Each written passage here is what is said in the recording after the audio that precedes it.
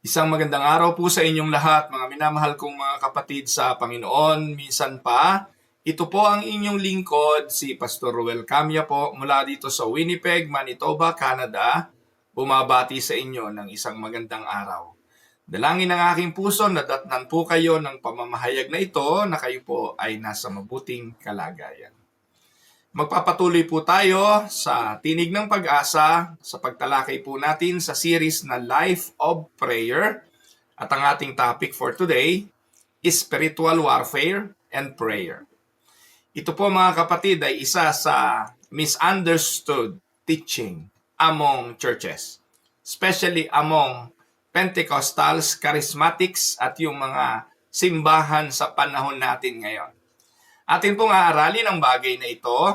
Titingnan po natin ang ilang mga talata at basahin po natin ito. Ephesians 6:10-18, 2 Corinthians 10:3-5 at Colossians 2:13-15. Samahan niyo po ako at atin pong basahin ang mga talata. Finally, be strong in the Lord and in His mighty power. Put on the full armor of God, so that you can take your stand against the devil's schemes. For our struggle is not against flesh and blood, but against the rulers, against the authorities, against the powers of this dark world, and against the spiritual forces of evil in the heavenly realms. Therefore, put on the full armor of God, so that when the day of evil comes, you may be able to stand your ground, and after you have done everything, to stand. Stand firm. Stand firm then, with the belt of truth buckled around your waist, with the breastplate of righteousness in place, and with your feet fitted with the readiness that comes from the gospel of peace. In addition to all this, take up the shield of faith, with which you can extinguish all the flaming arrows of the evil one. Take the helmet of salvation and the sword of the Spirit, which is the Word of God. And pray in the Spirit on all occasions with all kinds of prayers and requests. With this in mind, be alert and always keep on praying for all the Lord's people. Sunod po natin ang 2 Corinthians 10:3-5. For though we live in the world, we do not wage war as the world does. The weapons we fight with are not the weapons of the world. On the contrary, they have divine power to demolish strongholds. We demolish arguments and every pretension that sets itself up against the knowledge of God, and we take captive every thought to make it obedient to Christ. Anong sabi ni Pablo sa mga taga-Kolosas 2:13-15? When you were dead in your sins and in the uncircumcisions of your flesh, God made you alive with Christ. He forgave us all our sins, having canceled the charge of our legal indebtedness, which stood against us and condemned us. He has taken it away, nailing it to the cross. And having disarmed the powers and authorities, He made a public spectacle of them, triumphing over them by the cross. Pagpalain nawa ng Diyos ang pagkabasa at pagkadinig ng Kanyang mga banal na salita na sa araw na ito'y ating pagbubulayan. Ang topic natin ay spiritual warfare and prayer. Sa pagsisimula ng ating pagtalakay, kung sanay kayo sa Tinig ng Pag-asa, bawat subject, bawat pag-aaral ay sinisimula natin sa pagsagot kung ano ba ang definition nito. So what is spiritual warfare? Ito ang una. Para lubusan nating maintindihan kung ano ito, i-define natin. Spiritual warfare is the ongoing conflict between the kingdom of God and the kingdom of darkness, fought not with physical weapons, but through truth, faith, obedience, and prayer. Sinasabi ng Biblia, Ephesians 6:12, "For we do not wrestle against flesh and blood, but against the rulers, against the authorities, against the cosmic powers over this present darkness." Yan ang spiritual warfare. Ang isang digmaan sa pagitan ng kaharian ng Diyos at kaharian ng kadiliman. Ito ay nilalabanan ng mga mananampalataya hindi sa pamamagitan ng physical. Ano ba yung physical? Kamay, kamao, no?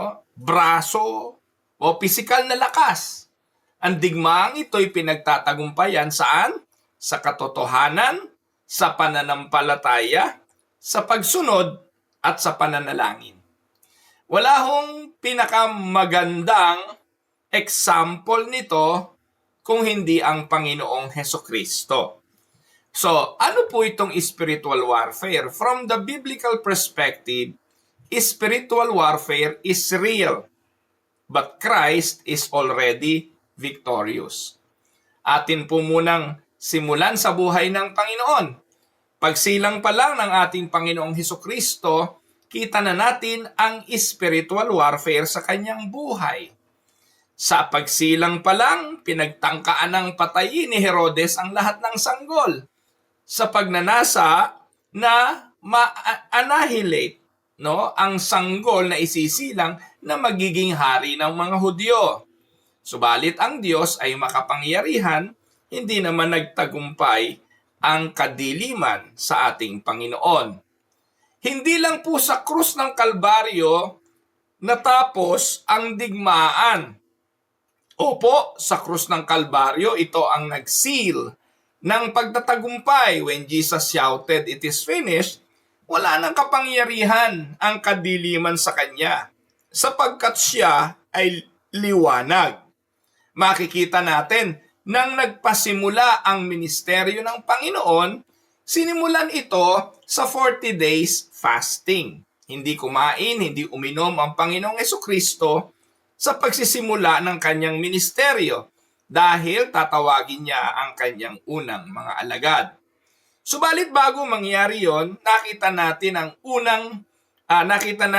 unang nangyari before that, at ito ay ang pakikipagdigma ng Panginoon sa kaaway kay Satanas sa kadiliman.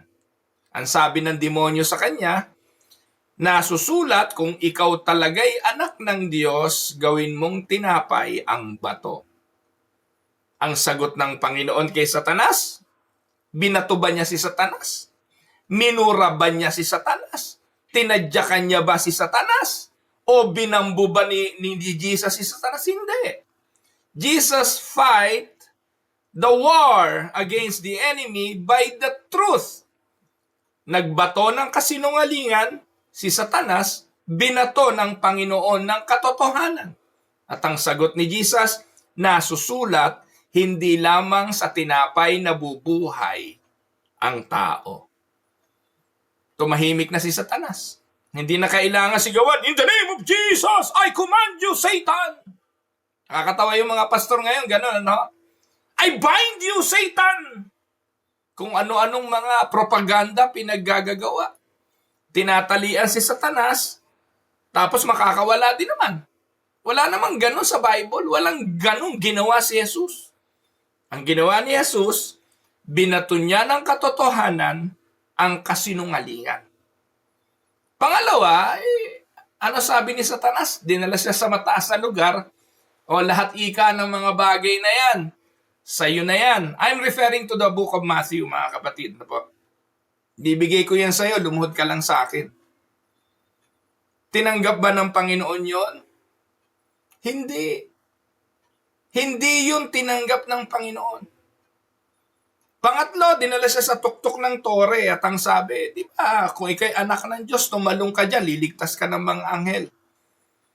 At doon sinaway na ng Panginoon si Satanas at sinabi niya, nasusulat, huwag mong tuksohin ang iyong Panginoon.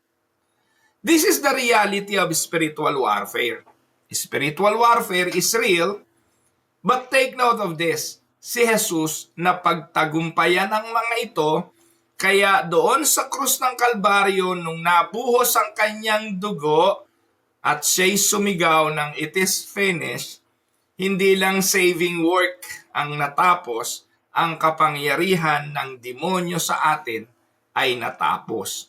Kaya nga po sa Colossians 2:13-15, ang sabi, "When you were dead in your sins and in the uncircumcisions of your flesh, God made you alive with Christ. He forgave us all our sins, having canceled the charge of our legal indebtedness, which stood against us and condemned us.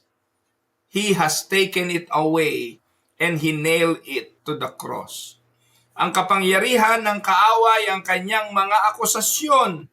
Subalit lahat ng akusasyon sa atin because of our sin, Jesus take it away on the cross. Ayan ang sabi ni Pablo. And verse 15 ng Colossians 2, He disarmed the powers and authorities, and He made a public spectacle of them, triumphing over them by the cross. Napagtagumpayan na ng Panginoon. Amen? So the believer does not fight for victory, but we fight from victory. Intindihin po natin mabuti.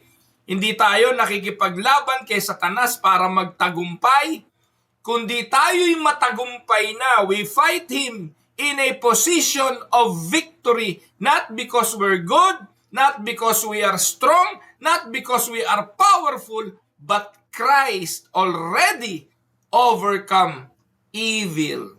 He overcame the power of the enemy.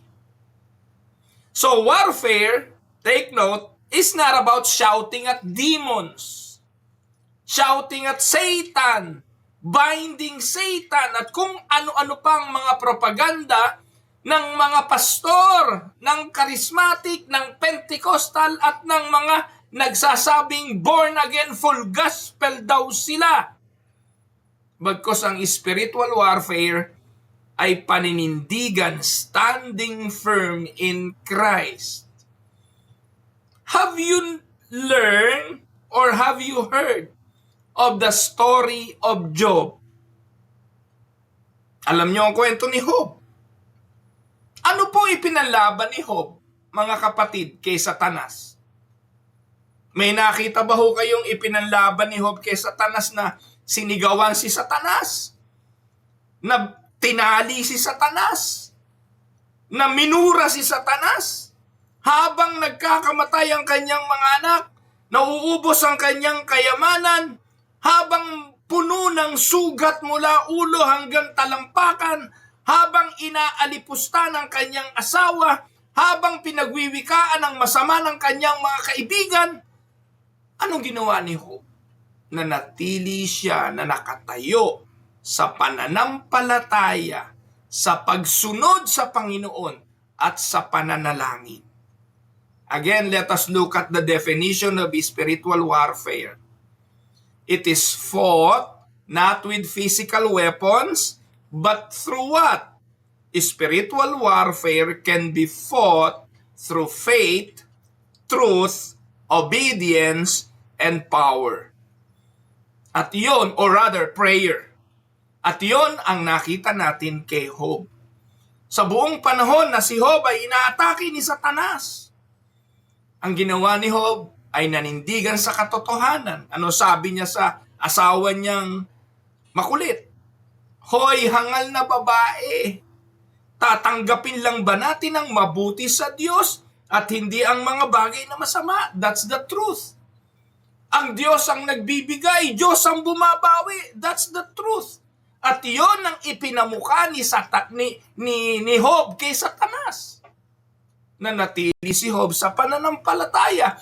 Hindi niya isinumpa ang Diyos. At 7 araw nanatili siya sa pag-aayuno at pananalangin.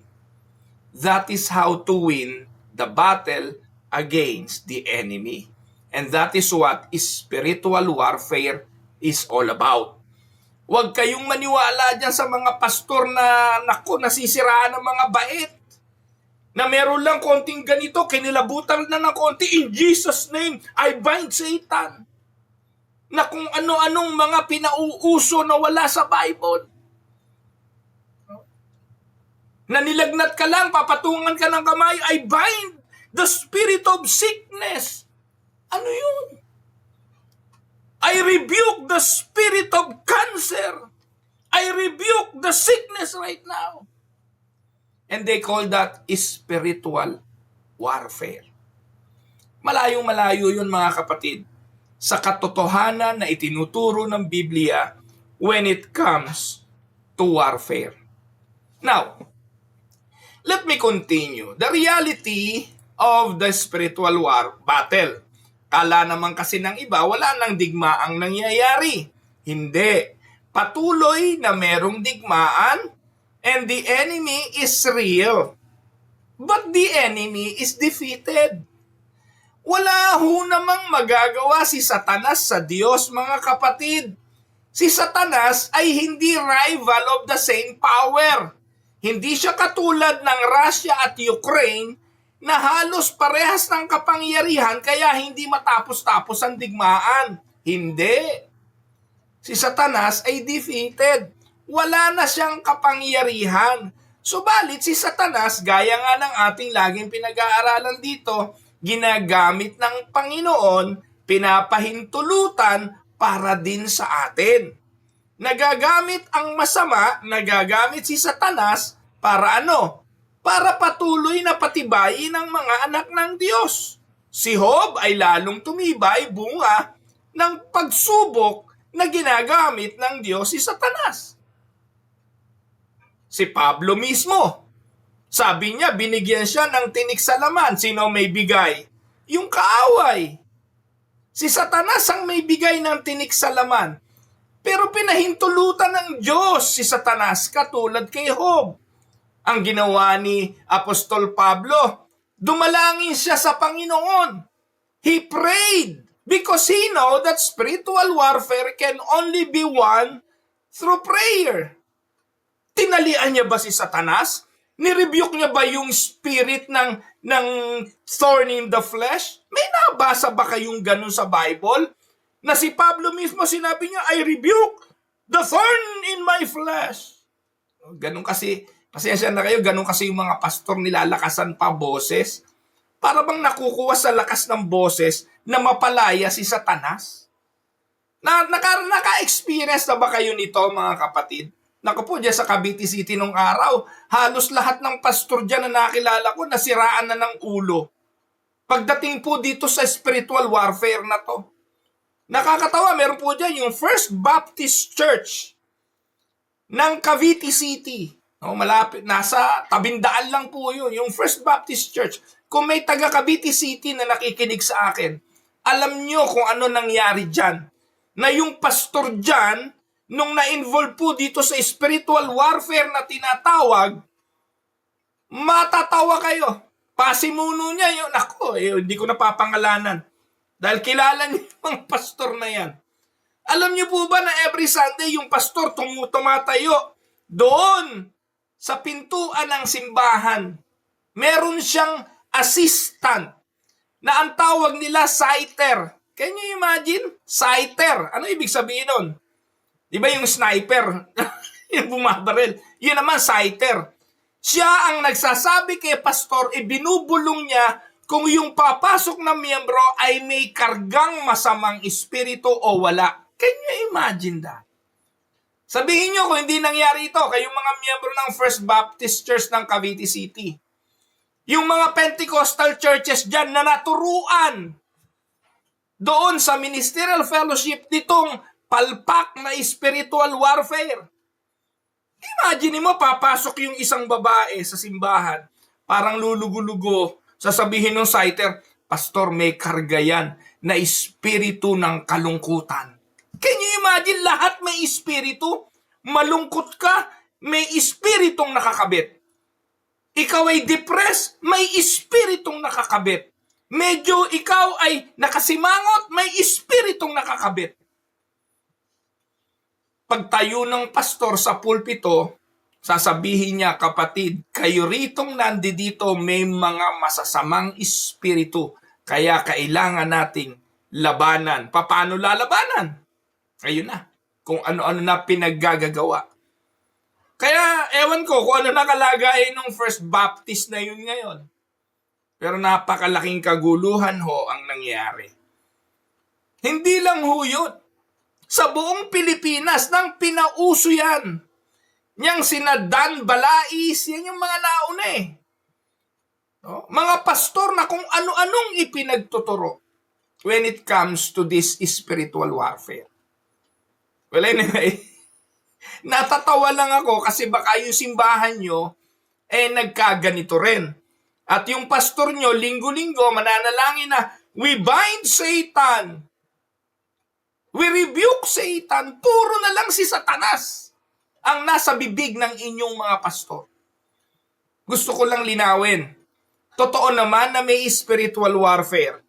Pero ang kaaway ay matagal nang defeated. The Bible teaches the existence of Satan and demons. Sino ba si Satanas? Satan is a liar, John 8:44. Satan is an accuser, Revelations 12:10. Satan is a tempter, 1 Thessalonians 3:5. Satan is a deceiver, 2 Corinthians 11:4. But, listen to this. It is very clear sa ating binasang talata, Colossians 2:15. Ano ang sabi diyan? He disarmed the rulers and authorities and put them to open shame by triumphing over them in Him. Di nyo ba nababasa yung sulat ni Apostol Pablo na yan? Si Satanas sinungaling, si Satanas accuser, si Satanas manunukso, mapandaya, subalit sinabi ng talata sa krus ng Kalbaryo, dinasarmahan na ng Diyos, na pagtagumpayan na ng Diyos si Satanas. Kaya nang iniwanan tayo ng Panginoong Jesus, sinabi niya, in this world you will have tribulation. But be of good cheer. I have overcome the world. Ang ating paninindigan, Satan is powerful. Yes, but not sovereign. Satan can only operate only under God's permission. And that is the story of Job. Si Satanas ay makakakilos lamang dahil pinakilos ng kamay ng Diyos. Kung may ginagawa si Satanas sa buhay mo, huwag mong kalimutan, pinayagan yun ng Diyos dahil may tinutupad na layunin at iyon ay para sa iyong kapakinabangan. Di praise the Lord for what Satan is doing. Because Satan cannot do anything without God allowing it, and all things work together for good to them that love the Lord. Mahirap bang intindihin? Kaya kahit ang gawa ng kaaway, we can consider gawa ng kamay ng Diyos. Mga bagay na masakit sa atin, mga bagay na hindi natin naiintindihan, mga bagay na tingin natin aksidente, pero sa lahat ng iyon, there is a sovereign God who allows everything. Can we say amen? Kaya ang pag-aaral na ito, makapagbibigay sa atin ng ibang perspektibo when it comes to spiritual warfare. Satan is not equal with God. Si Satan ay puppet ng Diyos. Gagalaw lang si Satanas kapag pinayagan ng Diyos. At papayagan lang gumalaw si Satanas kung may tutuparin na layunin ng Diyos. And one of the good example, Job 1 and 2. Amen? So, tingnan natin mga kapatid. The enemy is real, but the enemy is defeated. Letter B, ano ang labanan? Saan nangyayari? The battlefield is in the mind and the heart. Kaya sa 2 Corinthians chapter 10 verse 5, sinabi ni Pablo dyan, we destroy arguments and every lofty opinion raised against the knowledge of God. Saan nangyayari yan? Babasahin ko ng buo. 2 Corinthians 3-5. For though we live in this world, we do not wage war as the world does. Nandito tayo sa mundo, pero hindi tayo nakikipaglaban katulad ng pakikipaglaban ng mundo. Ang ating yang pakikipaglaban, di naman sa flesh and blood di po ba? So ngayon, kung ating pakikipaglaban ay hindi sa mundo, the weapons we fight with, ang sabi ni Pablo, are not weapons of the world. Hindi tayo makikipaglaban katulad ng pakikipaglaban ng mundo. Eto, may kukwento lang ako sa inyo. Isang araw, may tumawag sa akin. Iniimbitahan ako na dumalo sa isang gawain ng mga pastor. Ito'y sa Tansa nangyari, sa Cavite. Di dumating ako doon. Ako, dinatang ko, daming pastor. Mga kakilala ko naman yung iba. Yung iba ay mga Pentecostal, yung iba ay halo-halo. So sabi ko, ba't pa ako naimbitahan dito? Pinakain kami. Nako, masarap ang kainan, almusal Tila mga pinangat, mga gano'n, no? Kainan kami. Nung nangabusog na kami, dinala na kami doon sa isang bahay, sambahan na maliit na simbahan. Pagkatapos may tumayong pastor doon, di ko naman kilala kung sinong pastor yon. Anong klaseng pastor ba ito kako? At ang sabi, tayo ikay haharap sa isang spiritual warfare. Sabi ko, aba, kakaiba ito na naman. Ito na naman itong mga spiritual warfare na ito. Mga pastor na kung ano-ano nakikita at mga pastor na kung ano-anong mga pinagtututuro. At alam nyo, sabi ng pastor, makinig po kayo, ang sabi ng pastor, tayo ngayon ay lalaban sa digmaan, ating lalabanan si Mona. Pinangalanan pa, si Mona. Ano ba ibig sabihin ng Mona? Ito'y acronym ng Monitoring Organized Nationwide Apostasy. Wow! Pinangalanan no? Sabi ko, pambihira itong mga pastor na to. Iling-iling na lang po ako, iling-iling. Madami kami. Kasama po dyan si Pastor Ruben, yung ating chairman sa Canada Mission. No po? Ngayon, ang sabi niya, paano natin lalabanan si Mona? Gagamitin natin ang armor of the Spirit.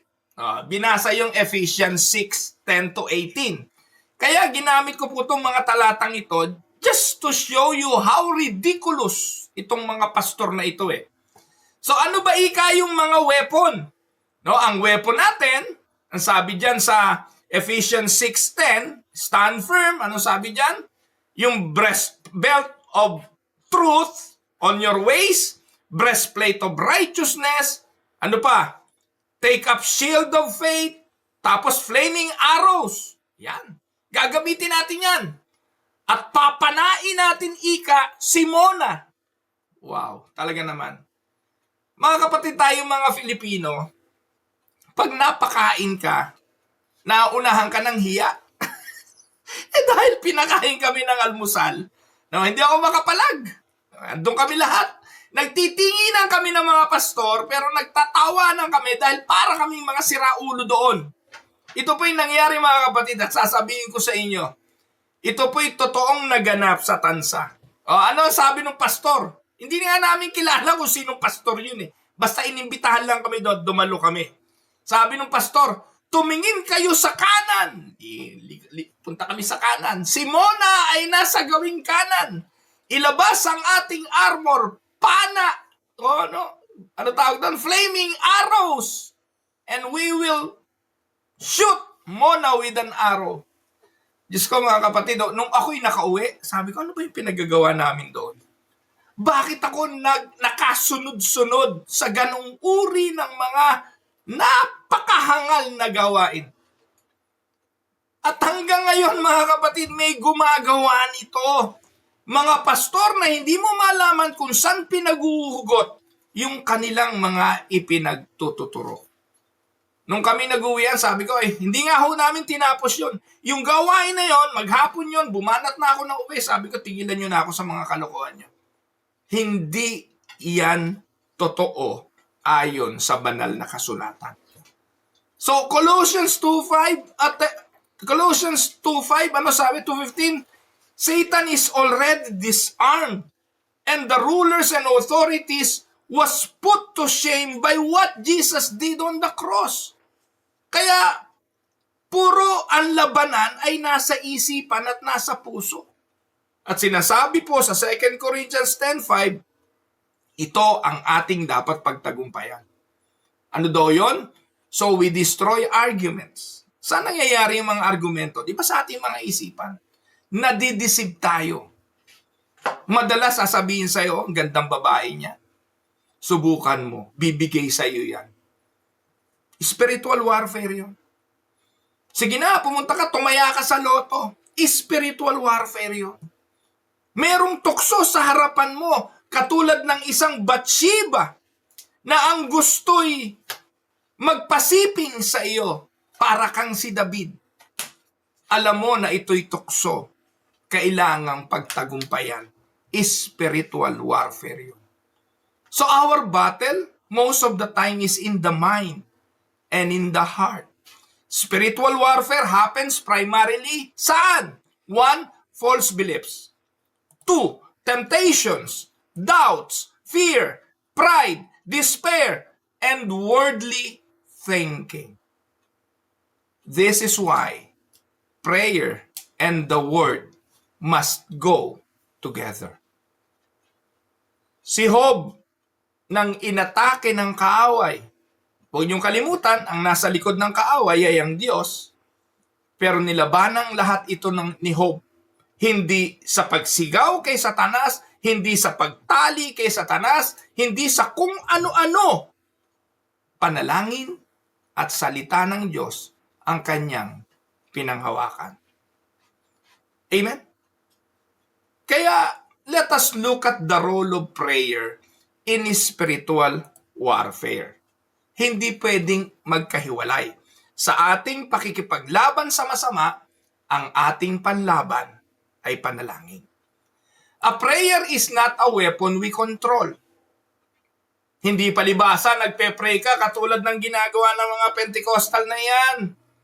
In the name of Jesus, I command cancer.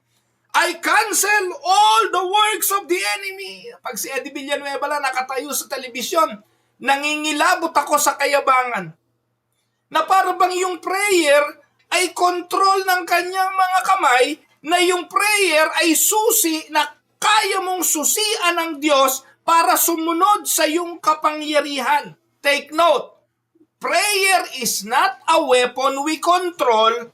Prayer is complete dependence on God. We just come to God, bringing everything to Him, putting it in His hands and in His feet, humbly depending on Him. So prayer is not manipulating God. Napag-aralan na natin yan. Dami ko ng topic sa prayer eh. Hindi ka nananalangin para suhulan at i-manipulate ang Diyos. Prayer is not forcing the outcomes. O, yung mga Koreano nagturo sa Pilipinas, you can force God. Do not stop praying until something happens. What? Can you force God? Mga kapatid, gaya ng ating mga pinag-aaralan, wala tayong magagawa kung hindi kalooban ng Diyos. At ang nakakatawa, they teach that praying is commanding spiritual blessings. Kaya nauso yung claim, declare, command, manifest. Dahil pinauso yan ng mga pastor na hindi nauunawaan kung ano talaga ang spiritual warfare. Ulitin ko, prayer is not manipulating God, it is not forcing outcomes, it is not commanding spiritual blessings. And what is prayer? Prayer is a confession of helplessness. Lord, wala po akong magagawa. Sumusuko na po ako sa iyong harapan. Hindi ko po alam kung anong gagawin. Wala akong kapangyarihan kundi ang pagtiwalaan na ikaw ang Diyos, ikaw ang makapangyarihan. Yun ang dasal. Hindi yung, Lord, I command, I declare. Nagbabago pa boses eh. Lumalakas pa boses. Sablay yun, mga kapatid. Hindi iyon ang panalangin. Prayer is not only a confession of helplessness, it is an act of trust in God's sovereignty. Ang Diyos ay marunong, walang aksidente sa buhay, mangyayari kung ano ang kanyang gusto, ang dapat lang natin gawin, tumiwala sa kanyang kalooban. Kaya hindi ang Diyos ang binabago ng ating dasal, tayo ang dapat baguhin ng pakikipagniig sa Diyos. Prayer does not change the minds of God, but it should and it must change the heart of the one who prays. And prayer is a means God has ordained to accomplish His will. Psalms 50 verse 15, call upon me in the day of trouble, I will deliver you. Diyos lang ang siyang makagagawa nito. Now, second point. Sabi, first point, prayer is not a weapon we control. It is dependence of God. That is the role of prayer. Second, prayer aligns us with God's will and not ours. Lagi na nating binibigyan ng emphasis na kapag nagdadasal tayo, kailangan i-align natin yung ating mga kagustuhan sa kalooban ng Diyos. Huwag na ninyong ipilit kapag alam nyong hindi naman kalooban ng Diyos. Like for instance, alam mo na ang Diyos ay hindi kukonsintihin ang iyong kalokohan. Like for instance, Lord, pagbigyan mo naman akong tumama sa loto. Kung ikaw ba naman ay may katinuan, alam mong hindi gusto ng Diyos ang pagsusugal. Alam mong hindi pinapahintulutan ng Diyos ang pagnanasa na merong masamang layunin. Yung makakuha, yung magtagumpay, bunga ng pag-iimbot. Hindi plano ng Diyos yon. Pag binigyan ka ng Diyos ng bagay na yun, isa lang ibig sabihin, sinungaling siya.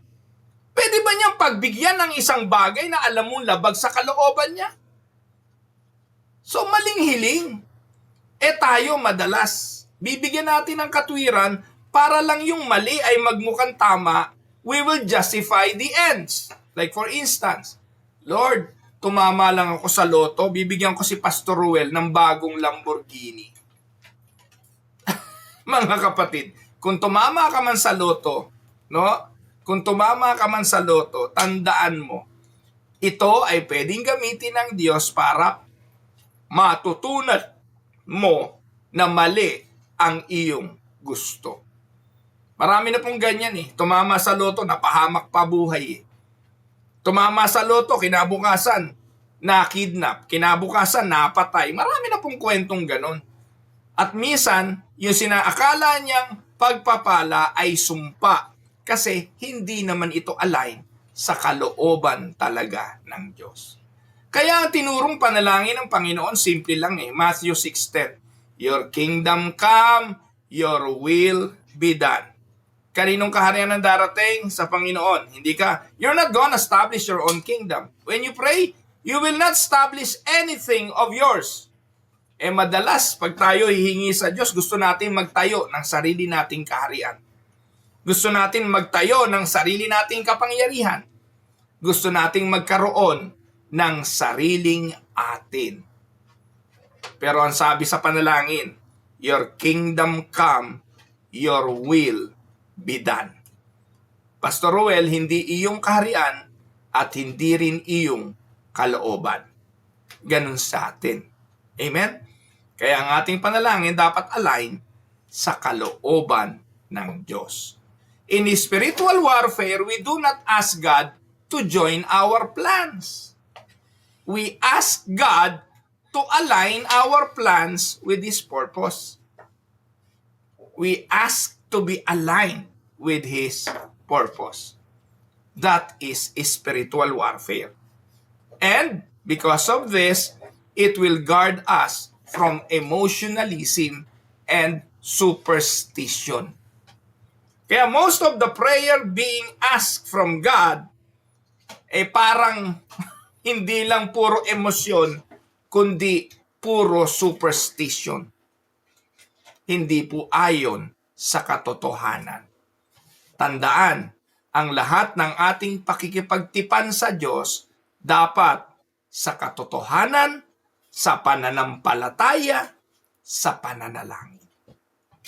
Amen? Now, ika-4 na punto about spiritual warfare. Let us go now to Ephesians 6:10-18. Ito yung talatang binasa natin. Dito natin makikita yung the armor of God and prayer. At ating pag-aralan itong bagay na ito expositorily. Una, the Apostle Paul ends the armor passage with this command. Take note mga kapatid, pagkatapos ilitanya ni Pablo ang iba't ibang armor ng isang Kristiyano, tinapos niya yung passage sa ganitong command. Ephesians 6:18. Sa verse 18 sabi niya, praying at all times in the Spirit. Ano ibig sabihin? Kung meron ka mang mga weapon, mga kapatid, mamaya isa-isahin natin yung mga weapon Kung meron ka mang mga weapon, prayer is not a separate weapon. The one that activates the armor ay walang iba kundi ang prayer. Kaya sa dulo, sinabi diyan ni Pablo, oo, nandyan yung mga weapon na yan. Your spiritual weapon, but praying at all times in the Spirit will activate those weapons. Kung wala ka sa diwa ng tamang panalangin, kung wala ka sa diwa ng malapit na pakikipag-ugnayan sa Diyos, wala ding silbi, hindi magtatagumpay ang mga weapon na yun. Katulad ng any other weapon, pag hindi mo alam gamitin, ang mga weapon na ito, ano silbi? Espada. Di ka naman marunong gumamit ng espada, ikaw patamaan yan Di ba? Baril. Baka mag-backfire yan. Weapon yun. Ganon din tong spiritual weapon na sinasabi ni Paul, dapat maintindihan ito ng mga mananampalataya para magamit ang mga weapon na ito. Pag-aralan natin, gusto niyo ba? Sige, isa-isahin natin. Number 1. Belt of truth. Yan ang sinabi dyan, Belt of truth. Ito po'y prayer grounds us in God's Word. Because the Word of God is the truth. Belt of truth. Kailangan, di ba pag belt, mahuhubuan ka pag wala kang belt. Ang purpose ng belt ay para maging fix yung pantalon mo, yung kasuotan mo. Kailangan ito na ikaw daw ay ano ba tawag doon sa belt sa Tagalog? Hindi ko alam kung ano. Sinturon. Nasisinturonan ng katotohanan. Ano ba yung katotohanan? Ang katotohanan, ang sabi ng Bible, you shall know them and it will set you free. The truth is the Word of God. Prayer is not a separate weapon. It activates it through prayer. So we pray, the scripture and not feelings. We pray the truth and not feelings. Kaya paglalapit tayo sa Diyos, ang ating inilalapit at ating idinudulog sa Kanya ay yung katotohanan. Hindi feelings lang. Hindi ka lalapit sa Diyos because of feeling, because feelings are so deceptive. Kaya kapag mananalangin tayo sa Panginoon, we approach prayer in the binds of truth. So sa katotohanan tayo kakapit ayon sa kanyang mga salita, hindi feelings. Kaya belt of truth ang binabanggit dito. Prayer grounds us in God's Word. Second, breastplate of righteousness. Prayer reminds us of justification. Sa harapan ng Diyos, tayo'y matuwid na. Tayo'y pinawalang sala na. Hindi na tayo makasalanan sa harapan ng Diyos. We stand not in our performance, but we stand in Christ's righteousness. Amen po ba mga kapatid? At pangatlo, shoes of the gospel of peace. Prayer stabilizes our walk. Even in conflict, we have peace with God. Romans 5:1. Shoes of the gospel of peace. So ito po mga kapatid, prayer establishes our walk with God. Letter D, shield of faith. Prayer expresses trust. Faith is not optimism. It is confidence in the promises of God. Amen? Helmet of salvation. Kaya helmet, it guards the mind.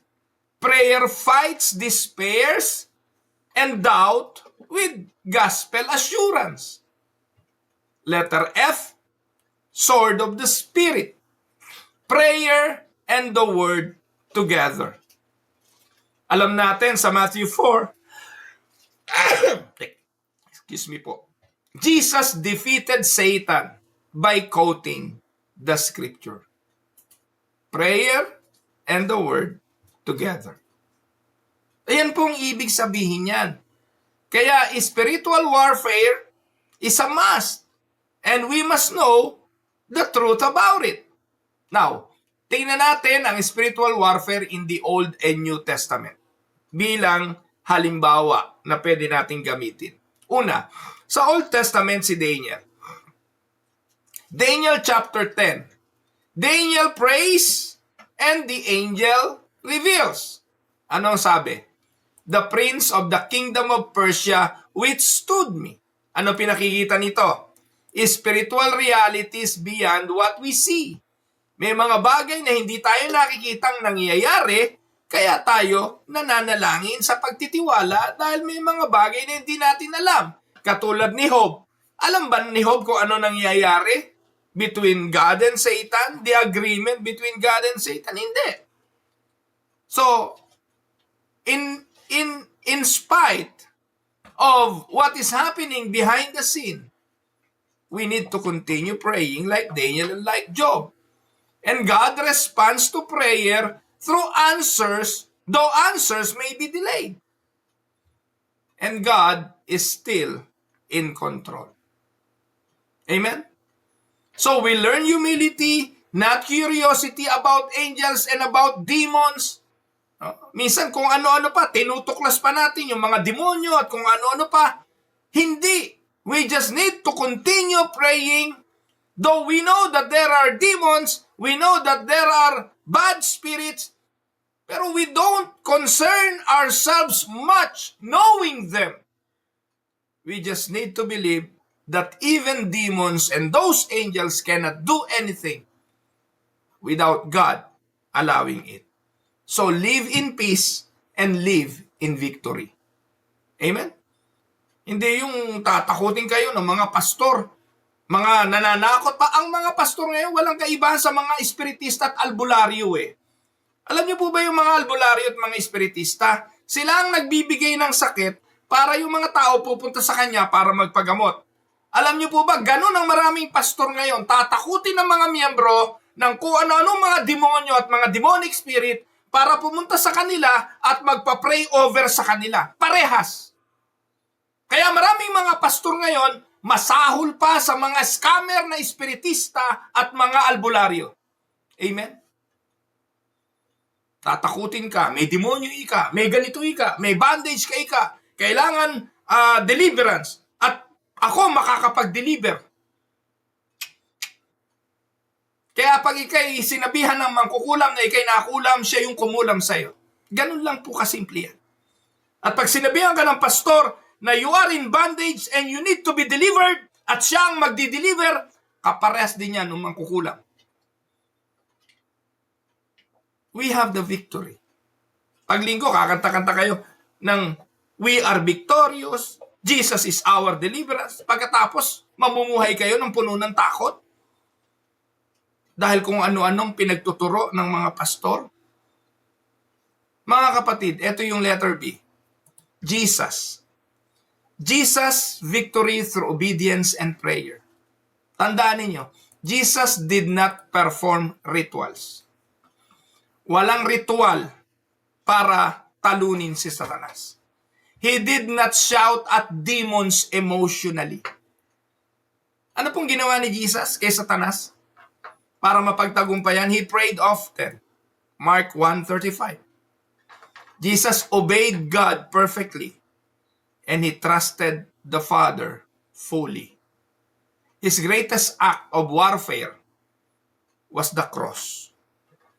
Sa pinakamatinding pagsubok sa buhay ng Panginoon ay hindi nangyari sa ilang.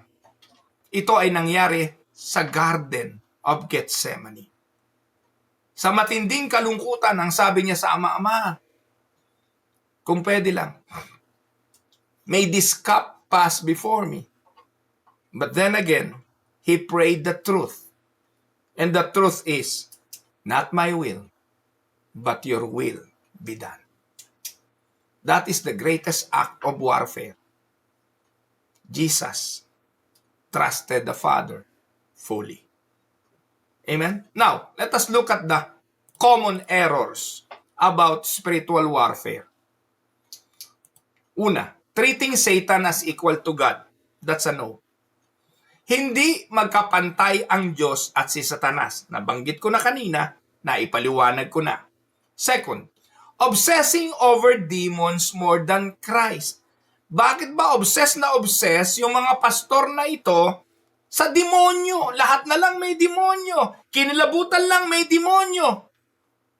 Ako pag naadudumi, nagkikilabutan din ako. Ibig sabihin may demonyo. Mga kapatid, let us not be obsessed over demons. Let us be obsessed on the Lord Jesus Christ. That is an error. Another error, using binding and loosing without biblical warrant. I command, I bind Satan. Nako. And turning prayer into a power technique. Prayer is not a power technique. Hindi nakukuha sa lakas ng boses, hindi nakukuha sa pahabaan ng panalangin, hindi nakukuha sa paggamit ng kung ano-anong jargons. No. Our prayer is a communication. And not all communication, not all request can be granted according to your desire. When it comes to prayer, nangyayari ang lahat ayon sa gusto ng Diyos. Ignoring sin while blaming demons, that is also an error in spiritual warfare. Ano sabi ni James, chapter 4, verse 7? Submit yourselves therefore to God, resist the devil, and he will flee from you. Amen? So let us notice, submission to God comes first. Submit yourselves therefore to God, that's the first. Resist the devil, and he will flee. If you are not in submission to God, wala kang magagawa kay Satanas. Hindi aalis si Satanas. Pagtatawanan ka pa ni Satanas. Amen? So anong key? Submit yourselves, therefore, to God's will. Kaya kung ikay nasa spiritual warfare, di mo naman naiintindihan, kahit anong gawin mo, nakangiti pa si Satanas sa iyo, hindi siya aalis, hindi mo siya mapagtatagumpayan. Ang importante rito, isuko natin ang lahat sa Diyos at tayo'y patuloy na umasa at magtiwala. Now, sa ikapitong punto, why believers must engage in prayerful warfare today? 1, because we live in a fallen world. Laging may digmaan. Because temptation is constant. Laging kailangang mapagtagumpayan. Because the church faces spiritual opposition. Hindi tayo dapat tagasanggalang. Dapat nasa opensa. Because prayer strengthens faith. Napapalakas ng panalangin ng ating pananampalataya. And because God uses prayer to preserve His people. 1 Peter 5:8, be sober-minded, be watchful. Amen? Now, here are some practical applications. Para sa personal na buhay, daily prayer rooted in Scripture. Confession of sin. Dependence on grace. Yan ang dapat nating gawin.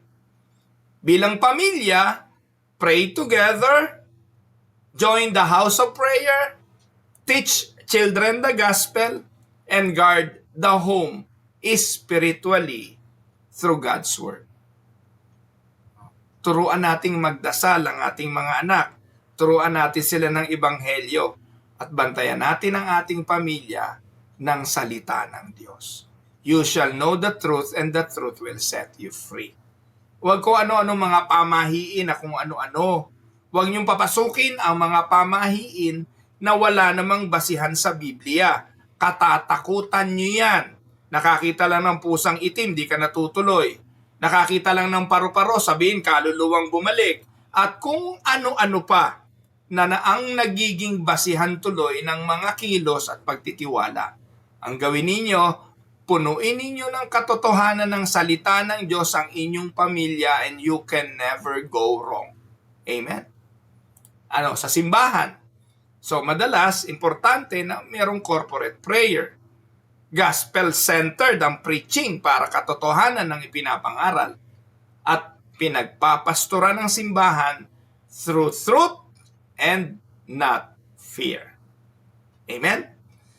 Isang oras na ako mga kapatid Puntahan na natin ang reflection questions. Medyo mahaba na tong aralin na ito. Pero kung i-detalye po natin ito, talagang kapag itinuturo ko nga po, kulang kalahating araw dito kapag seminar. But then, kinompak natin into 1 hour. So, punta na tayo sa reflection question. 1. In what ways does prayer guard your mind and heart? Are there areas where you blame spiritual attack instead of addressing sin? How can you pray more biblically and less emotionally? And how does Christ's finished work give you confidence in spiritual battles? So, sagutin po ninyo ito at nawa ay nakinabang tayo sa mensaheng ito ngayong umaga. Let us pray. Sovereign Lord, we thank you that Christ has already triumphed over sin, death, and powers of darkness. Teach us, O Lord, to stand firm in His victory, clothed in truth, righteousness, faith, and salvation. Bantayan mo, Ama, ang aming isipan, palakasin mo ang aming pananampalataya, and lead us in prayer that honors your will. Keep us watchful, keep us humble, and keep us dependent upon your grace. We rest not in our strength, but in the strength of Christ alone. Ito po ang aming dalangin sa pangalan ni Jesus. Amen. Ito ang inyong lingkod, si Pastor Ruel, para po sa Tinig ng Pag-asa. God bless everyone.